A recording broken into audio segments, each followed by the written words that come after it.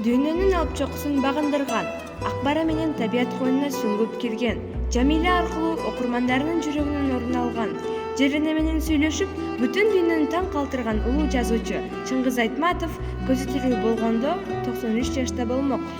Өкүнүчтүүсү ал арабызда жок. Ошондой болсо деле анын жаркын элеси окурмандардын жүрөгүндө кала берет. Буга далил алтын тамгалар менен басылган чыгармалары. Чыгармаларын бир кыргыз эле эмес, бүтүн дүйнө эле кызыгуу менен окуйт. Эмнеге деген суроо жаралат. Албетте. Анткени Айтматов жөнөкөй, айылдык, карапайым кыргыздардан дүйнө тааныган кыргыздарды жаратты. Маселен, Толгонай, Танабай, Сейде, Дүйшөн, Эдигей, Казангап, Арсен жана башка каармандар анчейин билинбей жүргөнү менен адам баласы сынала турган учурда абийир, ар-намыс жана бийик адамдык касиеттерин көрсөтүп, адам деген улуу атты бийик туткан инсандыкты көрсөтө алган. Бул да болсо Айтматовдун сүрөткер катары көпчүлүк баамдай билбеген жагдайда жөнөкөй адамдагы улуу сапаттарды тааный билгени.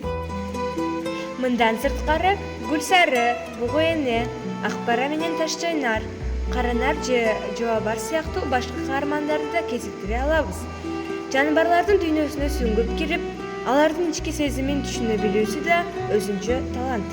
Мына ушундай талант менен Айтматов махаббат темасын адамды адам кылып турган эң бийик аруу сезим катары сүрөттөйт. Мындай жалындаган тема Айсел менен Ильяс, Мырзагүл менен Султанмурат, Данияр менен Жамиля, Раймалы менен Бегимай, Эрдене менен Догулан же өтө этият, эч бир кол тиелек бийиктеги гүл сымал булганы элек Танабай менен Бүбүжандын, Эдигей менен Зарипанын мамилеси не деген керемет сезимдер. Демек, эң ириде биз адамбыз, адамзатыбыз. Адамзаттын эң улуу зыйпасы укумдан тугумга тирүүлүктү сактап калуу.